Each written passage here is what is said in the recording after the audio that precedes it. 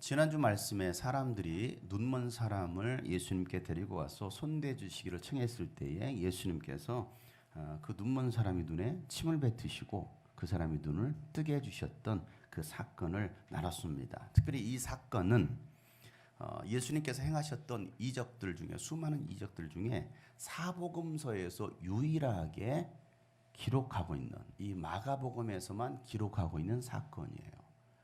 그럼 뭔가 의미가 있겠죠. 특별한 의미가 있겠죠. 작가가 글을 쓸 때는요, 분명한 의도를 가지고서 사건들을 전개합니다. 때로는 시간의 흐름을 따라서 오전 1시, 10시 뭐 이런 식으로 시간의 흐름을 따라서 쓸 때도 있고요. 주제를 전달하기 위해서 사건들을 배열할 수도 있습니다. 마태복음과 누가복음, 요한복음에서는요, 이 눈먼 자의 사건을 기록하고 있지 않는데 마가복음에서만큼은 이 사건을 기록하고 있어요. 그것도 장소가 어디였어요? 네, 벳세다였습니다. 벳세다. 자, 한번 우리 벳세다가 어느 곳인지 한번 보도록 하겠습니다. 지도를 통해서 보면 보이시죠? 벳세다가 어느 위치에 있는지 갈릴리 북부, 갈릴리 후속 북부 쪽에 있는 곳이 바로 벳세다이고, 그리고 그 옆에 왼쪽에 있는 데가 가버나움입니다. 그리고 아래쪽으로 내려가면 막달라, 달마누다라고 했던, 그리고 옆에 게네사렛에 있습니다. 그리고 가버나움 위쪽에는 뭐가 있어요? 고라신이라는 곳이 있습니다. 자, 여러분, 벳세다에 대해서 우리가 지난주에 말씀을 나눴어요. 벳세다가 왜 중요하냐? 벳세다가 왜 중요하냐? 지난주 제가 이스라엘에 계신 장세호 박사님하고 이 벳세다에서 연구를 한 3시간 동안 했었다라고 했죠. 그래서 지난주 다음 주 공개합니다 했는데 이미 금요일날 공개했어요. 이 공개해서 뭐 더 이상 공개할 게 없어요. 궁금하신 분들은 금요일 영상을 보시면 됩니다. 여러분은 왜 중요합니까? 왜 벳세다라는 지역이 중요합니까? 예수님이 제자들과 함께 항상 이 갈릴리 호수를 건너가실 때는 배를 타고 이동하셨습니다. 벳세다로 건너가실 때도 벳세를 얼마를 내셨을까? 이게 궁금하지 않습니까? 자, 벳세다 하고서 예수님께서 내리지 않으셨을까요?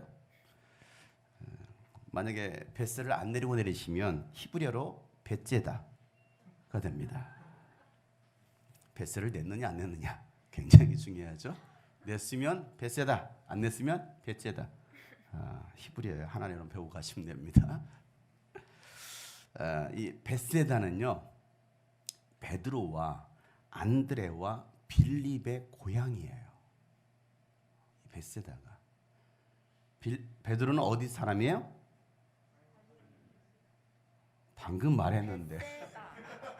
벳세다가 갈릴리예요, 여러분. 베드로는 어디 사람이에요?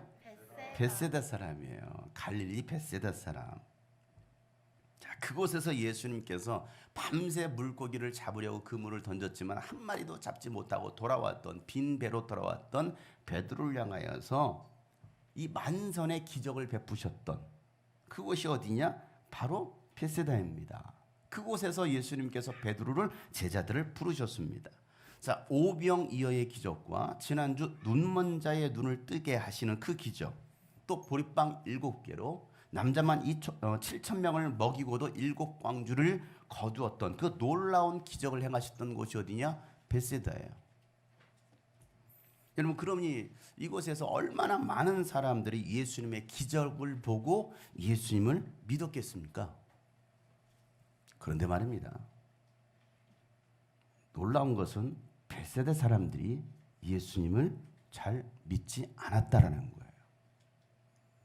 그렇게 수많은 기적들을 행했고, 여러분 눈앞에서 오병이어의 기적을 일으켰어요. 여러분 믿을 거예요, 안 믿을 거예요? 믿을 거예요, 안 믿을 거예요? 아니,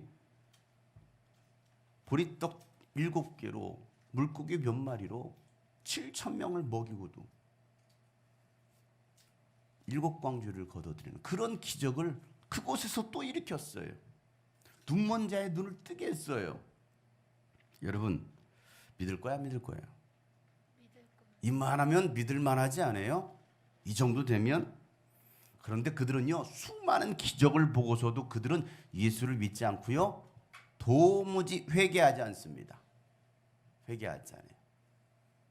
예수님께서 그렇게 말씀하셨어요. 마태복음 11장 20절부터 24절 말씀에 보면 우리 한번 다 같이 한번 읽어보도록 하겠습니다. 시작. 그때에 예수께서는 자기가 기적을 많이 행한 마을들이 회개하지 않으므로 꾸짖기 시작하셨다. 고라시나 너희에게 화가 있다. 벳세다야 너희에게 화가 있다. 너희 마을들에 행한 기적들을 두로와 시돈에서 행했더라면 그들은 벌써 굵은 베옷을 입고 죄를 쓰고 회개하였을 것이다. 나는 너희에게 말한다. 심판날에 두로와 시돈이 너희보다 견디기 쉬울 것이다.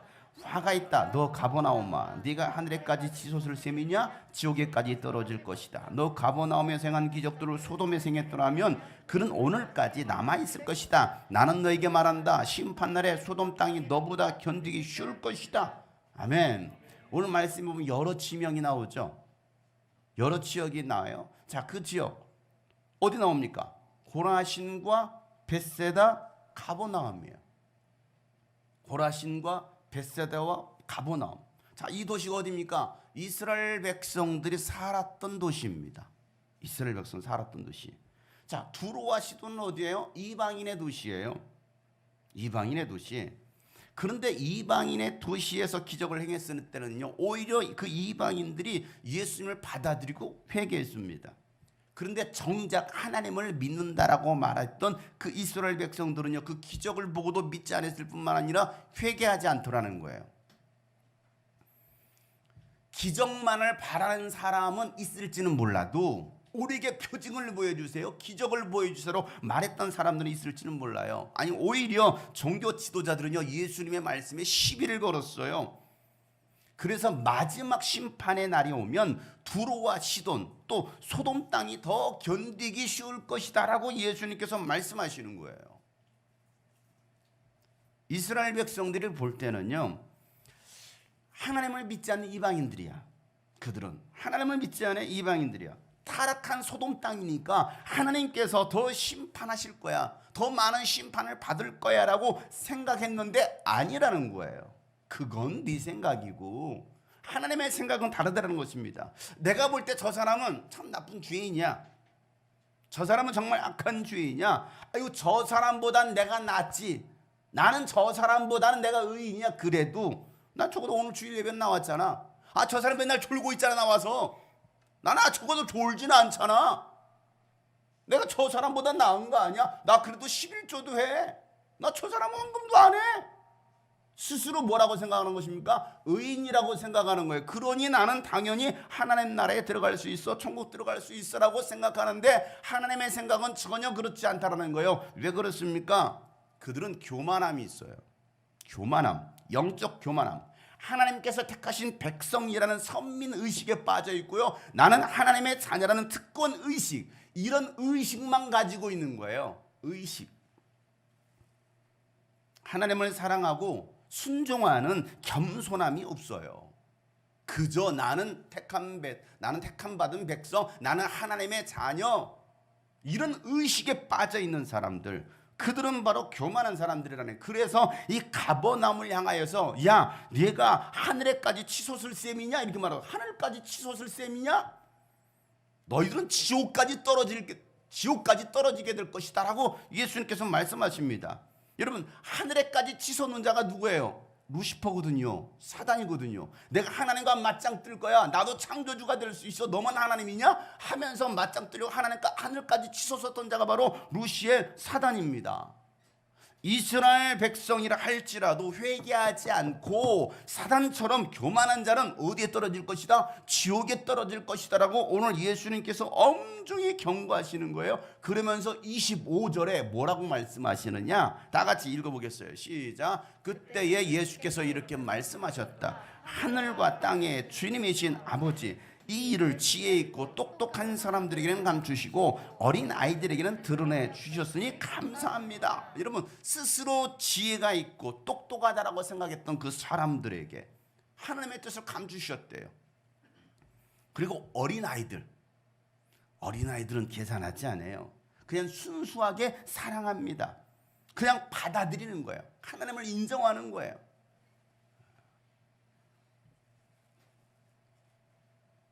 지금 하준이가 몇 살이야? 많이 사셨네. 연세 많이 드셨어. 3살 정도 사셨으면. 여러분 3살은요 엄마를 의심해 보지 않아요. 아빠를 의심해 보지 않아요. 제가 가가지고 아준아 내가 아빠다? No. No. 그 아이가 컸어. 한 8살까지 됐어. 아준아 내가 네 아빠다. No. 15살 돼가지고 사실은 내가 네 아빠야. 그런 것 같아요. 우리 아빠가 저한테 좀 우리 아빠 아닌 것 같아. 우리 엄마 나하고 안 닮았어 하면서 또 의심하기 시작합니다. 25살 가출합니다. 난 더 이상 이런 아빠와 이런 엄마와 살고 싶지 않아. 나 가출할 거야. 어린아이는요 근데 나이가 들어갈수록 이건 타락한 거야. 순수함이 떨어졌어. 세상 물에 들었어. 그런데 지금은요 아빠 이 방에 있어도 제 목양씨까지 다 들려요. 아빠밖에 몰라. 아빠 의심하지 않아요. 어린 나이와 같지 않고선 결단과 하나님 나라에 들어갈 수 없다라는 거거든요. 우리는 어른이 되어버렸어. 나도 모르게 어른이 되어서 스스로 교만해져서 높아졌어요. 그래서 어린 아이와 같은 자들에게는 하나님께서 하나님의 비밀을 다 보여주셨지만 스스로 똑똑하다라고 생각하는 너희들에게는 하나님께서 그 하나님의 비밀을 다 감춰버렸다라고 말씀하시는 거예요. 여러분의 신앙은 어떻습니까? 계산하는 신앙입니까? 계산하지 않고 믿는 신앙입니까?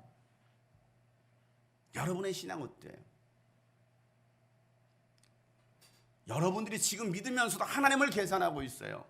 아니 오늘 예배를 드리면서 시간을 계산하고 있어요. 오늘 하루 일정을 다 계산하고 있어요. 나 중심으로 살아가는 거죠. 하나님 중심이 아니에요. 이 날은 주님의 날이고 주님 안에서 즐거워하고 기뻐하고 온전히 하나님께 드려져야 돼요. 그리고 하나님 안에서 평안을 안식을 누려야 될 주일임에도 불구하고 우리는 뭐합니까? 나를 위한 시간들을 다 계산해서 쓰고 있지 않느냐 이거예요. 저는 그래서 이 벳세다가 굉장히 심각할 정도로 중요한 장소라고 저는 생각하는 거예요.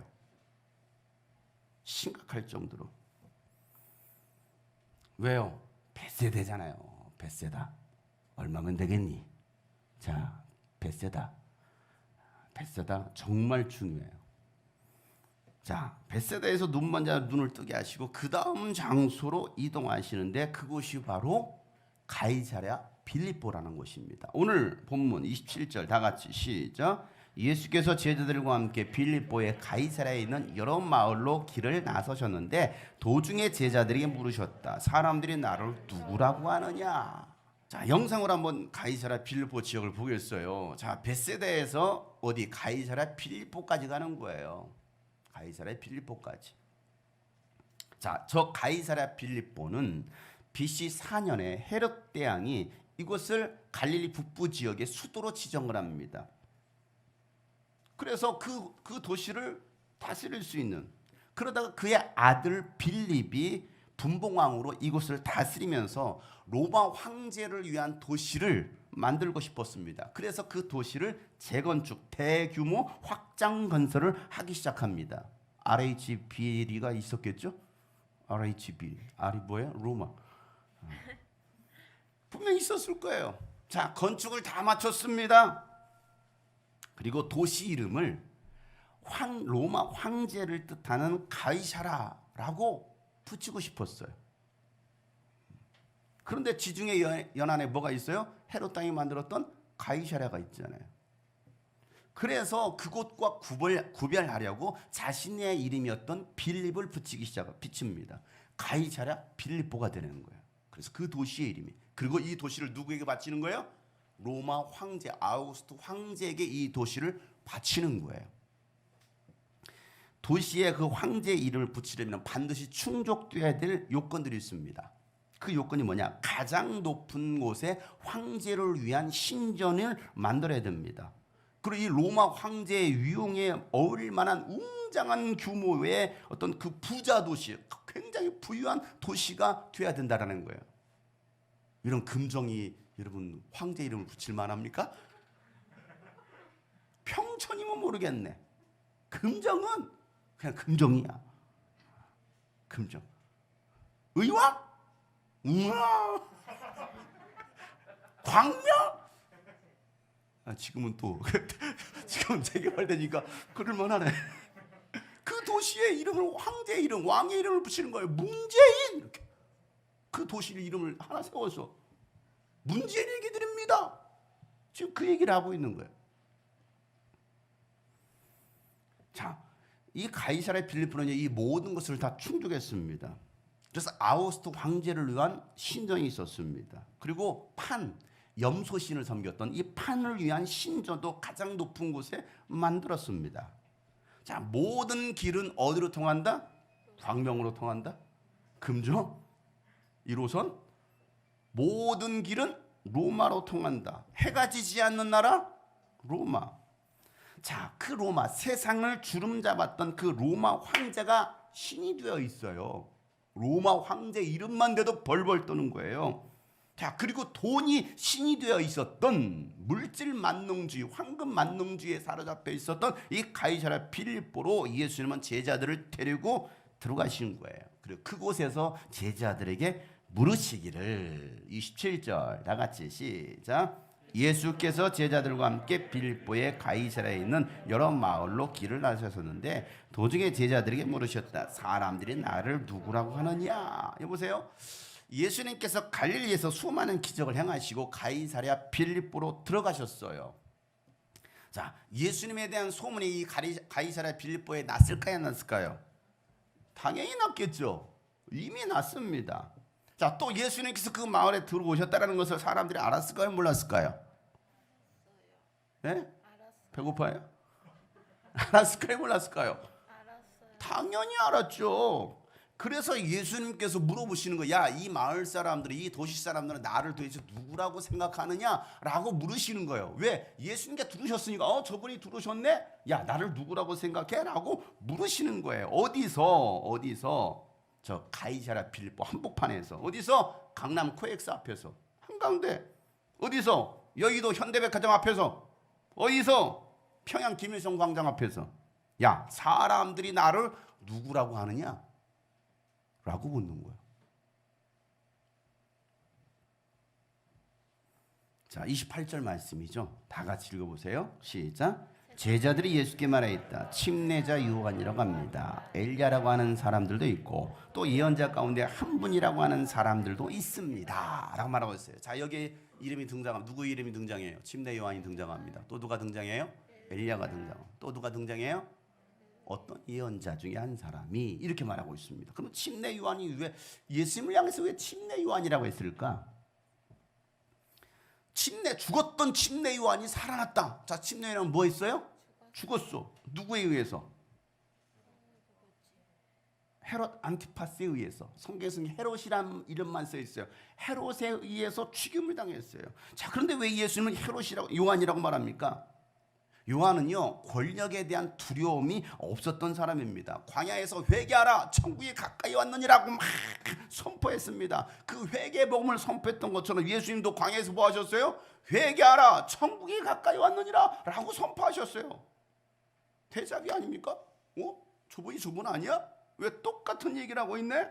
그뿐만이 아닙니다. 요한은요, 이 요한 말고 저 요한, 두 요한이 딱 줄 서서 앞으로 나라냐고 딱 앉았네. 에? 최요한, 천요한, 그 다음 년엔 김요한, 이요한 다 들어와야지. 에? 자, 저 요한들이 뭐라고 말합니까? 에? 누구에게? 헤롯 왕에게 뭐라고 말합니까? 가이사랴 이 분봉왕 자신의 동생 빌립, 자신의 동생 빌립의 아내였던 누구 헤로디아를 자신의 아내로 취합니다. 자, 그것을 책망했어요. 누가? 이 요한, 저 요한, 침례 요한이. 왜 당신은 당신의 동생의 아내를 취합니까? 하고 책망했습니다. 그걸 누가 싫어했어요? 헤롯이요? 아니요, 헤로디아가. 헤롯은 굉장히 괴로워했습니다. 침례 요한의 예언자의 말을 듣고서 굉장히 괴로워합니다. 그런데 때가 왔잖아. 생일 잔치 하다가 그의 딸이 막 헤로디아의 딸이 막 춤을 추니까 예쁘구나 신들님, 신들님 하면서 막 내가 너에게 뭐 해줬으면 좋겠냐? 엄마 아버지께서 아버지, 대왕님께서 이렇게 뭐라고 말할까? 야, 요한의 모가지를 쟁반에 담아달라고 해라. 그래서 어쩔 수 없이 요한의 목을 친 거예요. 어쩔 수 없지만 어쨌든 또 찔림이 있으니까 에이 그래 죽이자 해서 목을 치지 않았겠습니까? 그런데 예수님도 헤롯을 책망해요. 헤롯을. 자, 누가복음 13장 31절부터 보면 헤롯을 책망하는 내용이 나옵니다. 자, 보세요. 다 같이 시작. 바로 그때에 몇몇 바리새파 사람들이 다가와서 예수께 말하였다. 여기서 떠나가십시오. 헤롯 왕이 당신을 죽이고자 합니다. 예수께서 그들에게 말씀하셨다. 가서 그 여우에게 전하기를 부하라. 오늘과 내일은 내가 귀신을 내쫓고 병을 고칠 것이요 사흘째 되는 날은 내 일을 끝낸다 라고 말했습니다. 뭐라 말하죠? 헤롯 왕이 당신을 죽이려고 합니다. 그래 빨리 이것을 피하십시오. 피하십시오. 왜? 사람들이 이를 죽었던 침례 요한이 살아났다라고 말하니까 저가 정말 침례 요한인가? 라고 생각하는 거예요. 그래서 그를 또 뭐 하려고 하는 거예요? 죽이려고 하는 거예요. 얼마나 간사합니까? 그래서 뭐라고 말하고 있어요? 저 여우에게 가서 말해라 이렇게 말하는 거예요. 누구에게? 간사에게. 저 여우에게, 주간사 여우에게 말해라. 뭐 그런 건가요? 헤롯 왕을 여우라고 말하고 있어요. 여우라고. 오늘과 내가 내일 귀신을 쫓고 병을 고칠 것이다. 그리고 제3일째 되는 날은 내가 내 일을 끝낼 것이다. 예수 그리스도의 부활에 대해서 예수님 말씀하고 계십니다. 자, 그러니 사람들이 죽었던 침례 요한이라고 하지 않겠어요? 그잖아요. 똑같잖아요. 근데 어떤 사람은 또 누구라고 말해요? 엘리야라고 말하고 있습니다.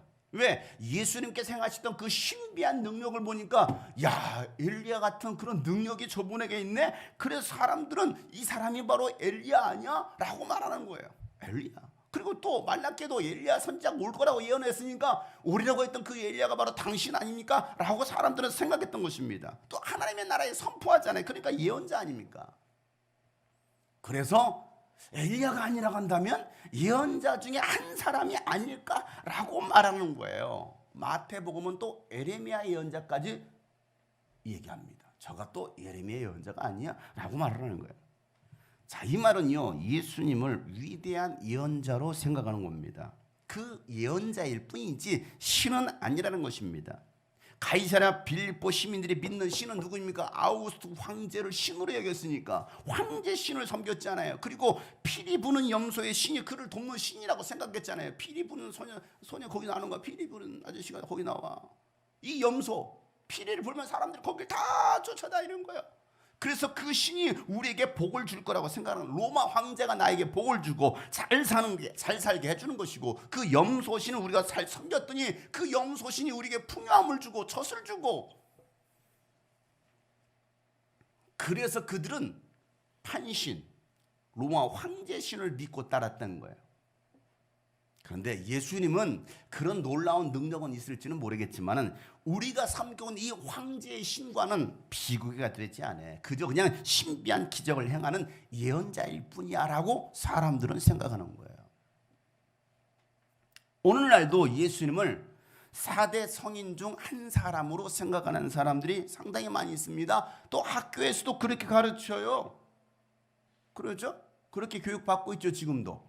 안 배우나요? 요즘은? 그렇게 가르칩니다. 4대 성인 누구예요? 공짜, 석가모니, 또 누구? 소크라테스, 테스형. 누구? 공짜. 누구? 석가모니. 또 누구? 테스형. 네 번째, 예수. 4대 성인으로 사람들은 그렇게 배우고 있습니다.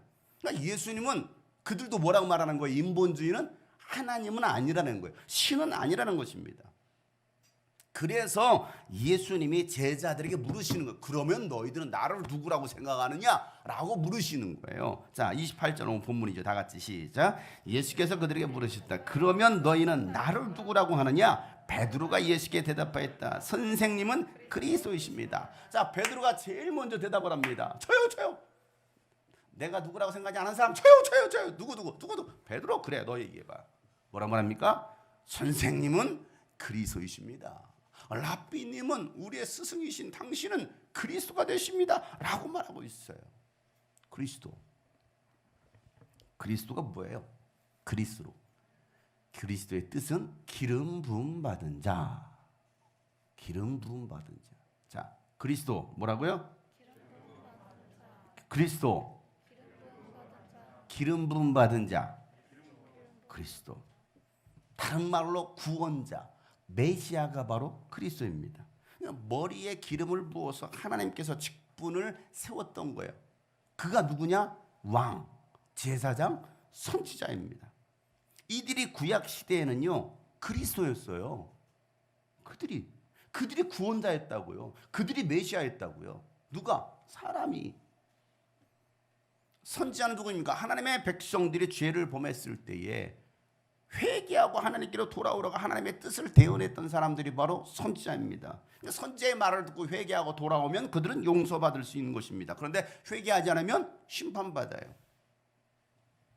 제사장은 범죄한 인간들의 죄를 대신해서 피를 가지고서 하나님의 지성소로 나아가서 그 속죄소에 뿌리죠. 이 속죄소에 뿌린단 말이에요. 뿌리고 나서 그 죄로 인하여 하나님과 깨어졌던 그 관계를 화해케 하는 중개자 역할. 그 중개자 역할을 했던 사람이 누구냐? 제사장입니다. 그러니 제사장 없이는 인간의 죄가 사해질 수 있어요? 없어요. 하나님께 나아갈 수 있어요? 없습니다. 죄사함을 받으려면 반드시 누가 필요해요? 제사장이 필요한 거예요. 자, 왕은 백성 위에 군림하는 자가 아니라 백성들을 안전하게 살 수 있도록 적으로부터 지켜주고 백성들이 잘 살 수 있는 나라를 만들어서 백성들은 그 왕을 따르고 왕의 말에 복종하는, 이게 왕이에요. 예수님은요 그리스도로 오셨다라는 거예요. 이 세 가지 직분을 다 가지고 오신 그리스도이시다라고 오늘 얘기하고 있는 거예요. 자신의 뜻을 이루러 이 땅에 온 것이 아니라 하나님의 뜻을 전달합니다. 그래서 회개하고 하나님께로 돌아올 것을 선포합니다. 그리고 우리의 죄를 위하여서 하나님의 어린 양이 되셔서 십자가에서 피 흘려 죽으심으로 하나님과 가로막혀 있던 이 죄의 담, 또 지성소를 가로막고 있었던 그 휘장을 찢으시고 우리의 죄를 사해 주신 참 대제사장이 되신다라는 거예요. 그리고 부활하셨습니다. 부활하심으로써 사망 권세를 쥐고 있었던 이 마귀, 세상 임금이었던 마귀를 멸하시고 마귀에게 사로잡혀 있었던 그 인간들을 뭐합니까? 자유케 하시는, 해방케 하시는, 더 이상 죄의 노릇하는 것이 아니라 죄의 종 노릇하는 것이 아니라 마귀의 종 노릇하는 것이 아니라 이제는 너희들은 해방되었다라고 선포하신 왕으로 오셨다라는 거예요. 자, 베드로가 고백했던 예수님은 그리스도이십니다 라는 이 고백은요 로마 황제가 참신이 아닙니다. 예수님이 바로 참신이십니다. 그리고 죄와 사망에서 우리를 구원하실 그리스도가, 구세주가 바로 예수님이십니다라고 고백하는 거예요. 유대인 전도를 위해서 기록했던 마태복음에서는요 이 사건을 조금 더 자세하게 기록합니다. 선생님은 그리스도이십니다, 이건 마가가 표현했습니다. 마태는 유대인들을 전도하기 위해서 뭐라고 이렇게 표현하고 있느냐? 15절 16절 다 같이 한번 시작. 예수께서 그들에게 물으셨다. 그러면 너희는 나를 누구라고 하느냐? 시몬 베드로가 대답하였다. 선생님은 살아계신 하나님의 아들 그리스도이십니다. 자, 뭐라고 마태는 고백하고 있어요? 선생님은 살아계신 하나님의 아들. 사람의 아들이 아니라 누구의 아들? 살아계신 하나님의 아들이십니다라고 고백하는 거예요. 예수님만이 살아계신 하나님의 아들 그리스도이십니다라고 베드로가 대답하는 거예요. 이 대답을 들으셨던 예수님께서 그 베드로를 칭찬하시고 이 베드로 신앙 고백 위에 음부의 권세가 이기지 못하는 주님의 교회를 세우시겠다라고 말씀하시면서 뭘 줘요? 자동차 키를 줍니까? 아파트 키를 줍니까? 뭘 줍니까 여러분? 네? 뭔 열쇠? 천국 열쇠를 줘요.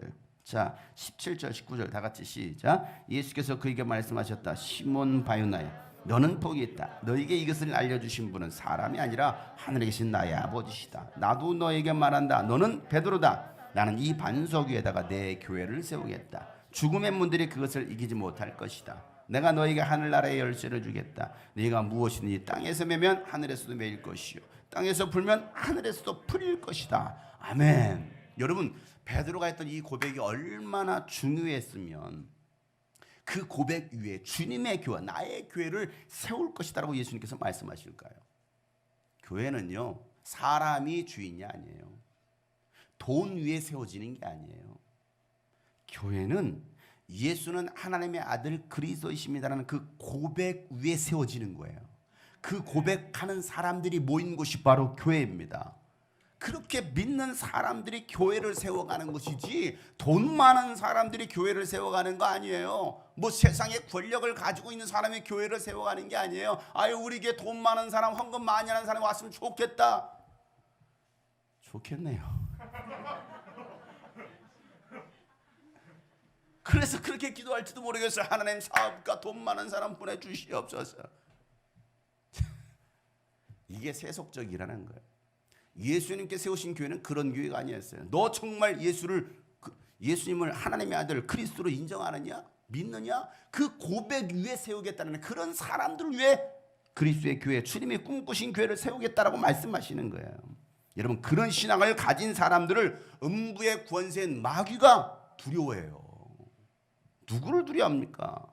종교적으로 교회 왔다 갔다 하는 사람을 마귀가 무서워할까요? 아이고 무서워라, 오늘 교회 갔니? 아이고 무서워. 그들을 두려워할까요? 어머, 수요일에도 갔어. 아이고 진짜 무섭네. 그들을 두려워할까요?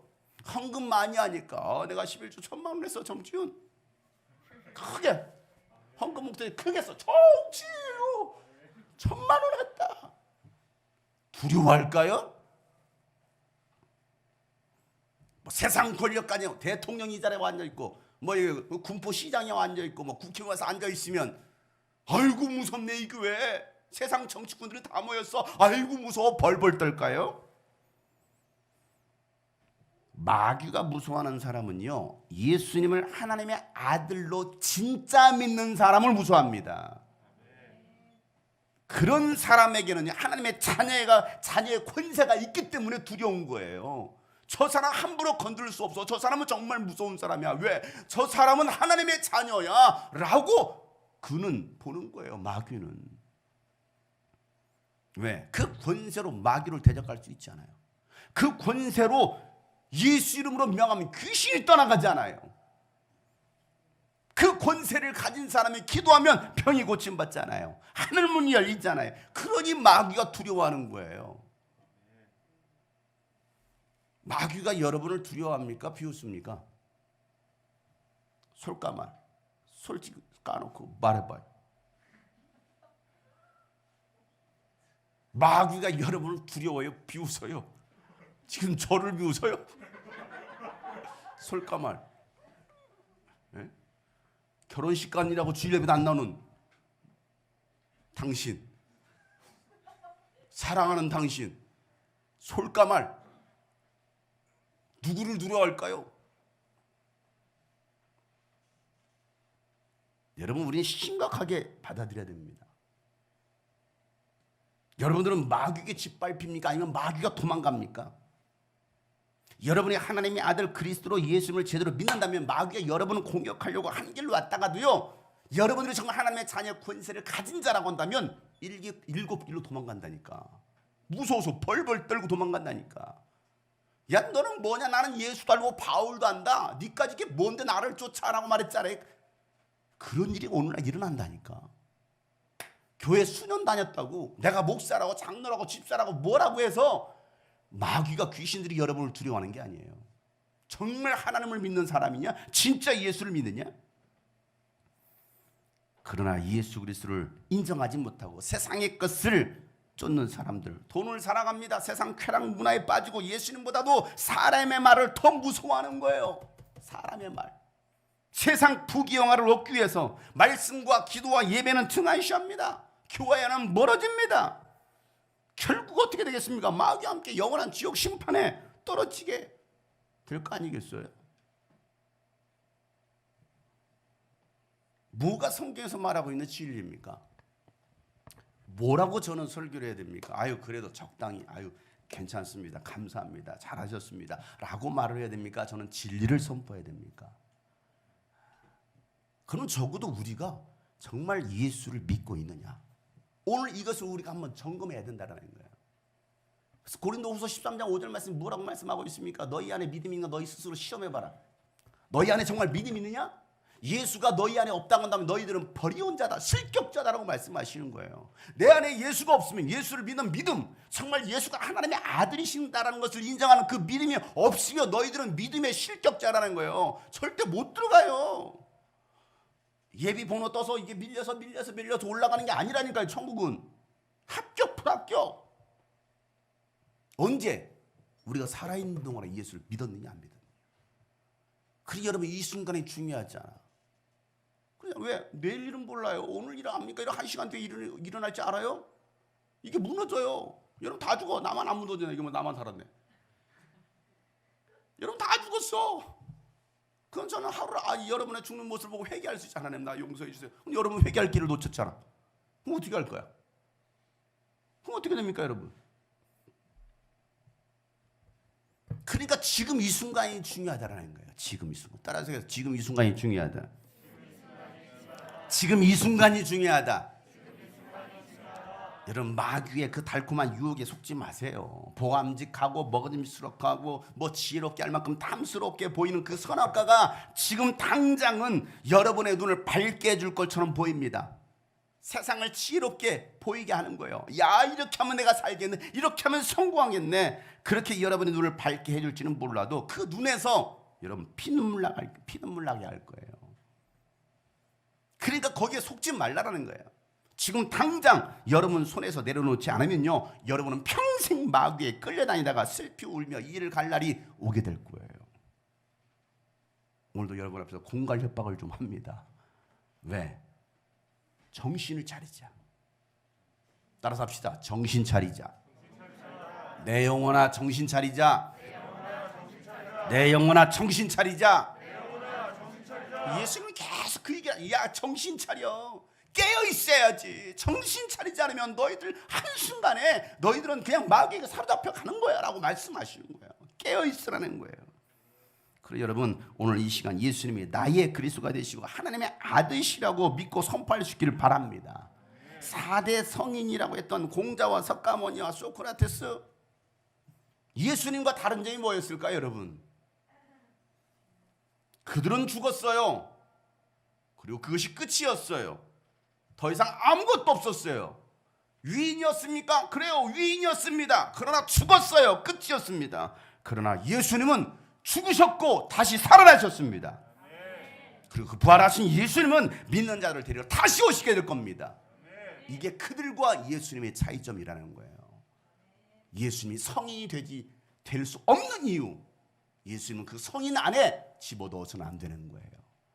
이 믿음이 여러분 가운데, 우리 학생들 가운데 있어야지. 신앙생활 하면서 왜 학교에서 교육을 시켜도 그렇구나, 여러분 안에서 부글부글 끓어야지. 부글부글 끓어야지. 여러분이 정말 예수를 하나님의 아들로 인정한다면.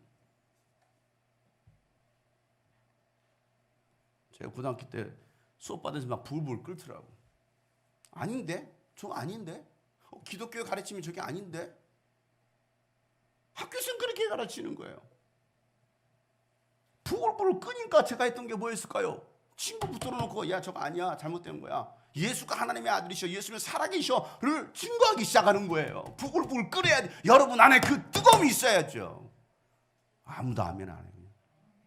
속이 그냥 부글부글 끓여 그냥.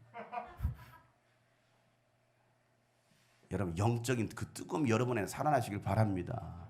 그 영적인 분노가 좀 일어났으면 좋겠어요. 왜 예수님이 4대 성인입니까? 사람입니까? 사람의 모습으로 오셨지만, 우리가 똑같은 인성을 가지고 오셨지만 그분은 하나님이십니다. 하나님이시기 때문에 그분은 부활하신 거예요. 그리고 우리도 예수를 믿기 때문에 우리도 부활합니다. 그러나 믿지 않는 자들은 부활할 건데 심판의 부활로, 영원한 지옥 형벌의 부활로 부활할 거예요. 그러나 여러분에게는 영원한 생명의 부활, 상급에 대한 부활이 있는 걸 믿으시길 바랍니다.